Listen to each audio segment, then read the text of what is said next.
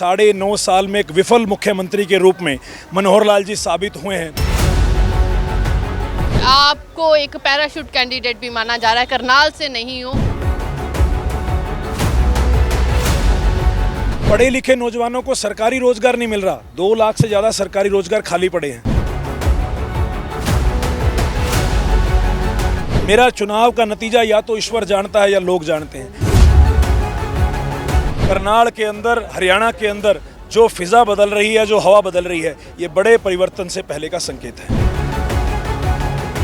लोकसभा 2024 का चुनावी माहौल जो है वो लगातार बढ़ता जा रहा है, जो चुनावी पारा है वो लगातार बढ़ता जा रहा है। वहीं तमाम प्रत्याशियों की ओर से चुनाव प्रचार भी किया जा रहा है। अगर करनाल की बात करें तो यहाँ पर काफ़ी हॉट सीट मानी जा रही है, क्योंकि एक तरफ तो बता दें कि पूर्व मुख्यमंत्री मनोहर लाल खट्टर है, तो उनको टक्कर देने के लिए एक युवा कैंडिडेट को जो है वो सीट पे है। हमारे साथ दिव्यांशु हैं। दिव्यांशु, कैसे, पहले तो लोगों के बीच जा रहे हो, कैसा प्यार मिल रहा है? देखिए, भरपूर प्यार मिल रहा है, मेरी उम्मीद से परे। ऐसा लग रहा है जैसे पूरा का पूरा करनाल सड़कों पर उतर के अपने इस बच्चे को, अपने इस छोटे भाई को प्यार दे रहा है। इसका मुख्य कारण ये भी है कि 9.5 साल मनोहर लाल जी का शासनकाल करनाल के लोगों ने देखा है, पानीपत के लोगों ने देखा है, और कहीं ना कहीं 9.5 साल में एक विफल मुख्यमंत्री के रूप में मनोहर लाल जी साबित हुए हैं। लोगों में उनके प्रति जो रोष है, वो गुस्सा है, वो मुझे आशीर्वाद के रूप में, प्यार के रूप में लोग जो है समर्थन दे रहे हैं। अच्छा, क्या करनाल में, क्या, क्योंकि आपको एक पैराशूट कैंडिडेट भी माना जा रहा है, करनाल से नहीं हो। कुछ लोग ये भी बोल रहे हैं, क्योंकि एक समय था जब मनोहर लाल खट्टर यहाँ पर आए थे तो लोगों के मन में ये सवाल था कि कौन है मनोहर लाल। तो वैसा ही अभी बुद्धि राजा को लेकर भी कई जगह पर नहीं पता लोगों को। एक पिछले 12 साल से हरियाणा के छात्रों की, नौजवानों की लड़ाई लड़ रहा हूँ। 2 बार इस प्रदेश का नेतृत्व कर चुका हूँ। एक बार NSUI का प्रदेश का अध्यक्ष रहा और अब यूथ कांग्रेस का अध्यक्ष रहा। मुझे नहीं लगता कि जो संज्ञा आपने मेरे लिए इस्तेमाल करी वो करनाल की जनता इस्तेमाल कर रही है। सर्वे में है, आपका सर्वे आपका होगा, लेकिन जो अपार समर्थन आपके सामने आज सुबह से आज मेरे साथ है, आप देखिए गांव के अंदर किस प्रकार का माहौल है, युवा शक्ति में कितना जोश है, बुजुर्ग कितना आशीर्वाद दे रहे हैं। मुझे लगता है आज करनाल की जनता मनोहर लाल जी के 9.5 साल का जो शासनकाल है उससे त्रस्त होकर, हताश होकर आज जनता सड़कों पर उतरी है। अब दिव्यांशु, बुद्धि राजा या कांग्रेस पार्टी नहीं चुनाव लड़ रही, अब पूरी करनाल की जनता चुनाव लड़ रही है। और इस बार मूड बनाया हुआ है कि मनोहर लाल जी को विफल मुख्यमंत्री साबित करके बीजेपी ने तो उनको पद से हटा दिया, लेकिन करनाल की जनता इस बार उनको परमानेंट यहाँ से रिटायर करके विदा करने का काम करेगी। अच्छा, क्या क्या मुद्दे हैं करनाल की? अगर हम बात करें, खासकर पूरे हरियाणा की तो बात करें तो बहुत सारे मुद्दे निकलते हैं, लेकिन करनाल के मुख्य मुद्दे क्या? देखिए, मैं मानता हूँ इस समय करनाल के अंदर सबसे बड़ा मुद्दा बेरोजगारी का है। आज आप देखिए, पढ़े लिखे नौजवान, पूरे हरियाणा में भी ये मुद्दा है, लेकिन करनाल भी इससे कोई अछूता नहीं है। हमारा करनाल और पानीपत NCR के अंदर आता है। नियर कैपिटल रीजन की जो ज्योग्राफिकल पोजीशन है उसके हिसाब से यहाँ प्राइवेट निवेश बहुत आ सकता था। आज क्यों ऐसे हालात है कि पढ़े लिखे नौजवान विदेशों में जा रहे हैं? कितने ऐसी कहानियाँ मीडिया के सामने आई, लोगों के सामने आई, जहां हमारे नौजवान डंकी के माध्यम से बाहर जा रहे हैं। पढ़े लिखे नौजवानों को सरकारी रोजगार नहीं मिल रहा, 2 लाख से ज़्यादा सरकारी रोजगार खाली पड़े हैं। चाहे केंद्र की बात हो, जो केंद्र ने वादे किए थे वो भी पूरे नहीं हुए, और कहीं ना कहीं गैर सरकारी रोजगार के नाम पर कोई भी नया प्रोजेक्ट करनाल और पानीपत के अंदर नहीं आया। दूसरा मुद्दा किसानों का मुद्दा है। आप देखिए, आज कहीं ना कहीं लोगों के अंदर जो 750 किसान शहीद हुए, और उनकी शहादत के अंदर एक विलन के रूप में अगर किसी व्यक्ति ने रोल अदा किया तो वो मनोहर लाल जी ने किया।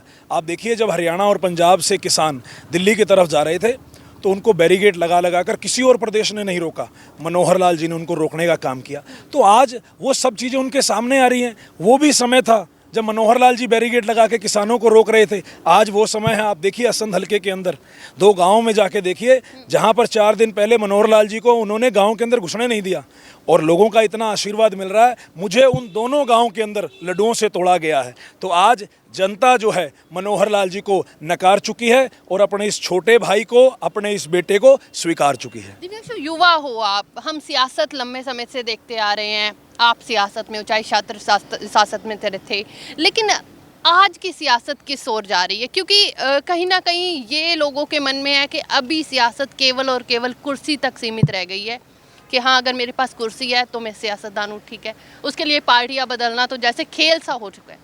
देखिए, ये किसी व्यक्ति की अपना पर्सनल फैसला हो सकता है, लेकिन मुझे लगता है कि मैं अगर अपनी बात करूं तो 12 साल से मैं जो मेरे पास जिम्मेवारी रही, 3 बार मैंने चुनाव लड़े, पंजाब यूनिवर्सिटी का अध्यक्ष बना, NSUI का हरियाणा का अध्यक्ष बना, यूथ कांग्रेस का अध्यक्ष बना। तीनों जिम्मेवारी बड़ी ईमानदारी से, बड़ी सच्ची श्रद्धा से मैंने निभाई है। और मैं तो लोगों के बीच में यही अपील कर रहा हूँ कि 31 साल की उम्र में अगले जितने श्वास मेरे शरीर में रहेंगे, इस मेरा चुनाव का नतीजा या तो ईश्वर जानता है या लोग जानते हैं, लेकिन जो अपार समर्थन, प्यार, आशीर्वाद लोगों का मिल रहा है, मैं अगली सारी उम्र करनाल की जनता के बीच रहकर उनकी सेवा करने का काम करूंगा। अच्छा, युवा कैसा शासन चाहते हैं? युवाओं से मिल रहे हो, युवाओं का सपोर्ट हम देख रहे हैं आपके साथ। युवा चाहता है ऐसा शासन हो जहां उसे, अगर वो पढ़ा लिखा है, अगर वो ग्रेजुएट है, पोस्ट ग्रेजुएट है, तो उसको उसकी काबिलियत के आधार पर नौकरी मिले। युवा चाहता है कि अगर निगम और सेक्रेटरीट में जाए तो घर का काम कराने के लिए, कोई कागज़ बनवाने के लिए उसको वहाँ पर 10,000, 15,000, 20,000 का जो है रिश्वत ना देनी पड़े। युवा चाहता है कि अगर उसका घर किसान का घर है तो किसानों को MSP का भाव मिलना चाहिए। युवा ये चाहता है कि उसकी माँ बहन अगर सड़कों पर निकले तो एक सेफ एनवायरनमेंट होना चाहिए।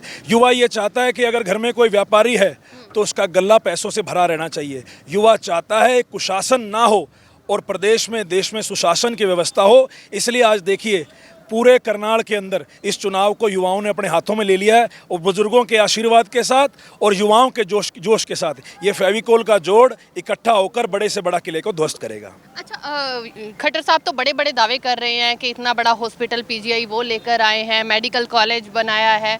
आपने दौरा किया वहाँ का, आपने हालात जाने कैसे? मैं तो ये कह रहा हूँ, चाहे कल्पना चावला कॉलेज की बात हो, जिसको यूनिवर्सिटी बनाने की बात कह रहे थे, आप मेरी बात पे ना जाइए। मैं तो आपके चैनल के माध्यम से मनोहर लाल जी को कह रहा हूँ कि आप जनता की अदालत में आइए। समय, स्थान, जगह आपका, आपने करनाल के लोगों के लिए काम किए हैं, आप काम लेके आओ। और करनाल की जनता की तरफ से 9.5 साल का कच्चा चिट्ठा मैं लेके आऊँगा। लोग मौजूद होंगे, आप मौजूद होंगे, मीडिया मौजूद होगा, फैसला हो जाएगा, पता लगेगा लोगों को कि मनोहर लाल जी ने 9.5 साल में करनाल की जनता के लिए कुछ किया है या सिर्फ ढकोसलेबाजी की है। अच्छा दिवांशु, आखिरी सवाल है, क्या कुछ मैनिफेस्टो लेकर चल रहे हो, क्या रोड मैप लेकर चल रहे हो अब करनाल के लिए? देखिए, मेरी ये सोच है, जैसा मैंने बताया, मुझे लगता है कि आज बेरोजगारी का मुद्दा सिर्फ नौजवानों से नहीं, हर घर से जुड़ा हुआ मुद्दा है। क्योंकि जो एक घर का युवा होता है उसके ऊपर काफ़ी जिम्मेवारियां होती है। घर को चलाने की भी जिम्मेवारी है, अपने बुजुर्ग की दवा की भी जिम्मेवारी है, छोटे भाइयों की पढ़ाई की भी जिम्मेवारी है। तो मुझे लगता है बेरोजगारी का मुद्दा सबसे बड़ा है। दूसरा मुद्दा MSP का मुद्दा है, जो कांग्रेस पार्टी ने केंद्रीय स्तर पर, राहुल जी ने, खड़गे जी ने ऐलान किया है कि अगर हम सत्ता में आएंगे तो MSP जो है फसलों पर दाम देंगे।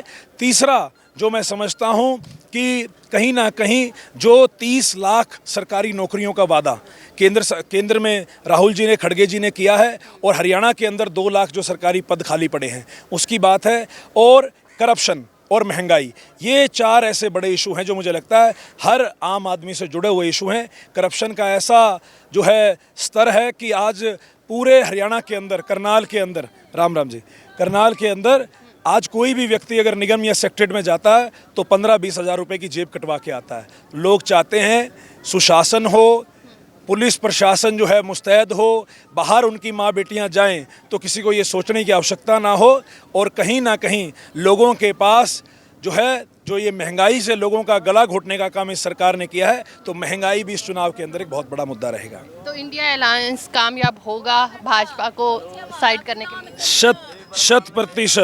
100% इंडिया गठबंधन की सरकार बनेगी, और करनाल के अंदर, हरियाणा के अंदर जो फिजा बदल रही है, जो हवा बदल रही है, ये बड़े परिवर्तन से पहले का संकेत है। जी, तो बिल्कुल दिव्यांशु बुद्धिराजा हमारे साथ हैं, कांग्रेस के प्रत्याशी हैं। तमाम मुद्दे जो युवाओं से रिलेटेड है, महिलाओं से रिलेटेड है या किसानों से रिलेटेड है, वो उठाने की बात की जा रही है। फिलहाल 25 मई को जो है हरियाणा की जनता ने, करनाल की जनता ने फैसला करना है कि आखिरकार कौन यहाँ पर शासन करेगा और किसको यहाँ से अलविदा कहना है। कैमरा पर्सन संदीप के साथ शालू मिरोक, करनाल।